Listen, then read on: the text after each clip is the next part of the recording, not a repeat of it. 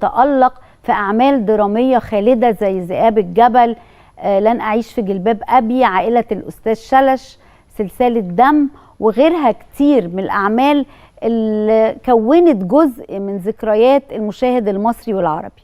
وكمان على خشبة المسرح قدم شخصية مميزة اللي هي إدموند في رائعة الملك لير، ليؤكد أنه فنان بيمتلك أدواته وأنه مدرسة فنية لسنوات طويلة جدا من العطاء والفن الراقي خلتنا نعيش مع كل شخصية قدمها وكأنها حكاية تخصنا إحنا.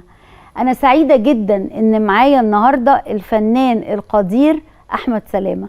أهلا وسهلا. أهلا بيكي وميرسي لينا خالص والله على الكلام الجميل اللي حضرتك قلتيه. منور الاستوديو. أنا اللي سعيد أن أنا موجود معاكم فعلا. أنا ما قلتش النجم أحمد سلامة لأن أنا سمعت لقاء لحضرتك بتقول أنا ما بحبش النجم.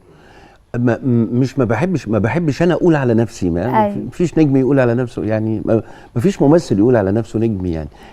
الناس هي اللي بتدي الالقاب او بتدي الاسماء دي يعني، او النجم، الزعيم الاستاذ عادل امام، الملك استاذ فريد شوقي. لا بس حضرتك نجم النجوم كمان يا حبيبتي. ميرسي